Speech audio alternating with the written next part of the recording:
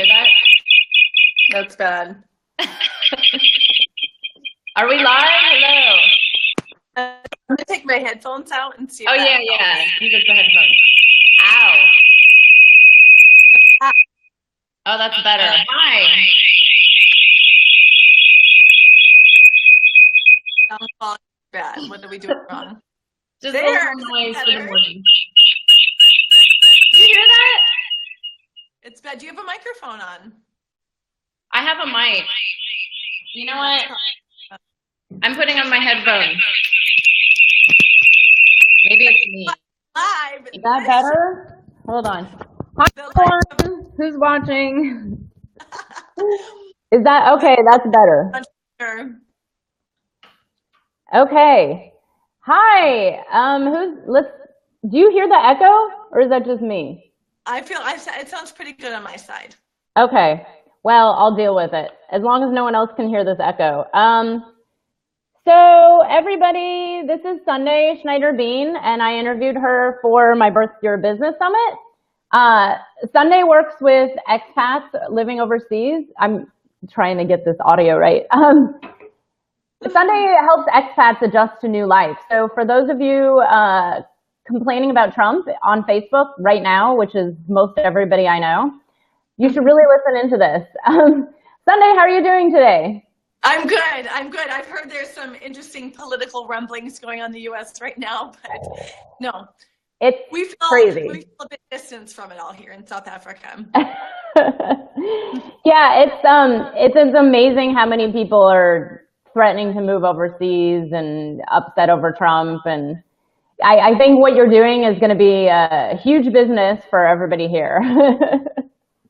That's funny, on the other side, I know a lot of expats who are watching what's going on, and they actually want to move back and do something grassroots to help make change. So it's hard for people who live abroad who are powerless in being able to be really, really close to the front lines. But what I think a lot of expats have done is they've just used their voice through social media, through calling their senators, through emailing, so that they can really make a positive difference. Exactly. And I hope, is anyone viewing, can you tell me if this audio is working? I'm going to write something really quick. I'm getting an echo, but anyone watching? Let's see if that does any. No, that's not a comment. Let's see. Hey everybody, this is our first broadcast, so we're trying to figure it out as we go. As Sundae said, it's life of an entrepreneur. Try something new. Yeah. Let's see. Comments from the Facebook. Oh, here. Anyone tell me if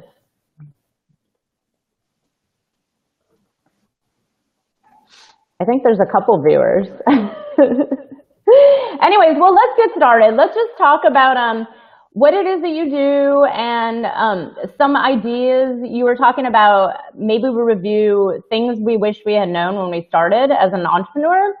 Why don't you start talking about a little about what you do, especially for the Trump haters out here. And yeah, a couple of things that you wish you had known back then, what you now know that would help aspiring entrepreneurs out. Yeah, that's good. Okay, so just quickly about me. I'm an intercultural strategist and a solution-oriented coach. I work with corporations and individuals. So I'm either delivering training face-to-face with a group of top talent on the topic of global collaboration, or I'm working one-to-one over Skype with someone on how to really find purpose and meaning during their life abroad when they don't have a fixed job like their partner does. There's a lot of other things that I do, but that's very brief of a taste of what the kind of work that I might do.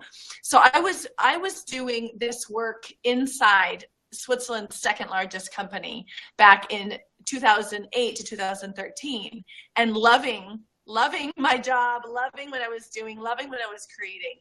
And I gave all of that up to move to West Africa, to Ouagadougou, Burkina Faso, so that my partner could take the next step professionally and I could keep doing what I was doing, but through my own company. And when I think about that, my business relies heavily on the internet. And before our call, what people didn't see is that my laptop crashed. Before we got on, Beth, I was on the phone with a computer store because my battery is going dead, and I'm flying out to Germany on Saturday, and I need to create some social media products on the airplane. So I'm trying to find a battery for my laptop because that's where a lot of my business takes place. So internet is really important. And the kind of business I do, it's a service business, and it's a trust-based business. People need to really know who I am. They need to trust me. They need to know I'm professional. They have to like me before they spend their money and time with me. It's not like you buy a pair of shoes. This is something where it's about you and your process, and you want to be in good hands. So the challenge, I think, and oh my gosh, yay, hi. The challenge, I think, for service providers, and I know product services are another host of challenges, but for service providers, I think, is helping people know you, like you, and trust you. For me, it's global, and you have to do a lot with the internet. And like today, there could be internet challenges. Mm-hmm. So you asked me, what do I wish I knew then that I know now? And if anybody's listening who is an inspiring entrepreneur, please pay attention, because these lessons come hard earned. These lessons come from thousands of hours and from missteps and backtracking and all of those things. So I thought about what are 3 things that I learned. And the first one I think is really important. Don't let tech take over the people side of your business. And so if you're a service provider like me, or you're creative like me, I do podcasts, blogging. If you then think, oh, I need an opt-in, I need a website, I need SEO, I need automated social media, you can so easily forget that you need to focus on the people side. Mm-hmm. So don't let tech, and especially if you don't come from the social media tech side, don't let tech take over the people side. Oh yeah, no. Hire someone to do what you can't do. Yeah, and let them do that. Let them do it. Let them do it better and faster than you. And if you're spending more of your time investing in the tech and that side than you are in your own quality products, something's wrong. So yeah. I into it with Marie Forleo's B School, which I love. I think it's a great place to start for people. But I call it, there's a B School syndrome, where I think it creates an energy inside entrepreneurs that might not always be productive. I'll say more of that in a second. Yeah. Okay, so focus on instead of the tech side, spend more time focusing on your relationships, on building connections with people, and understanding the language of your customer. Absolutely. More on that than you do on the tech stuff. Agreed. I would say that you need to be ready to invest your energy and your money. Mm-hmm. There's no way about it. And this is what I mean by the B School syndrome. When you take something, and this is not against B School at all.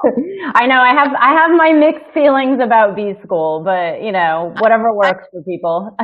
I think this is the thing. It's not a fault of the program at all. You need to check yourself. Yeah. Don't get into the hype of I'm going to skyrocket my list, from 0 to 3,000 in 3 weeks. Don't get into the hype of I'm going to make $1 million or 6 figures or 7 figures in the first year. Yeah. You need to check yourself and not let yourself get into that hype, because it does happen for some people. But I honestly, in my whole body, believe that the majority, not that there aren't some exceptions, but the majority of people do the work consistently day after day, and their success is incremental. It's not like this. Mm-hmm. In fact, if it's this, it might go like that. But if you're steady and strong, that's a great path. So don't be ready to invest in yourself, money, and energy. Energy, definitely. Energy and time and focus, right? So many Yeah, people get, like you said, caught up in social media or caught up in the tech, things that honestly don't produce sales. Like, Instagram is really nice. And unless you're a true Instagram influencer who makes money through Instagram, I tell people all the time, like, Instagram actually doesn't really convert sales. Like, I'll put 10 minutes into Instagram, but that's pretty much it. Like, that's my max. And it's pretty, it's fun, but it's not a way to build this kind of business, I don't think. I mean, so I agree. Yeah, so I would just focus instead on getting really good at what you do, and that you have to be so good that people want to talk, share you to other people. Like, this is so good, you need some of that. I would focus on that instead. The third thing I would say, and this sounds a little bit silly, but the third thing I would say is owning your own business, being an entrepreneur, is like a spiritual experience. Oh, yeah. If you have your own crap, like you have your own fears, your limiting beliefs, you have the ways you keep yourself small or get yourself stuck, you're going to bring that into your business. And so it is worth clearing that, because it will hold you back if you don't. Oh, I know that very, very well. I went through that. I mean, of course, as an entrepreneur, you go through that a lot. And I went through it years ago before my first business. But with this one, it was like completely different level. And I was like, I don't understand why this is so hard. I've done this before. But it's, like you said, it was getting over this next level of fear, like new things and new ways. And it was such growth. And I mean, it still is, even doing these Facebook Lives. This is completely new. And, I was like, oh my God, I never want to do those. But you go and do it and you're like, wow, this is actually fun. And it could be, good means for people to get to know you and get your business out there. And it's the way of the world right now. So yeah, I love it. Yeah, that's a really big one. And so if you're feeling blocked, it doesn't mean that's the reality. Like, if you feel like, oh, I'm not going to be able to make more money, or that's too hard, or that's too difficult for me, that's not necessarily true.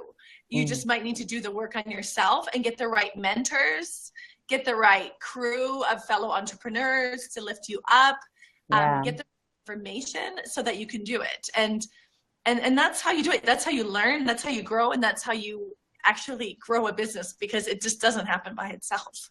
I know it's huge what you just said about mentors, because I was actually just telling someone yesterday how I kind of winged it and went mostly alone during my last business. I just, I was actually looking for a partner for a while, and that just, nothing came through. And I had a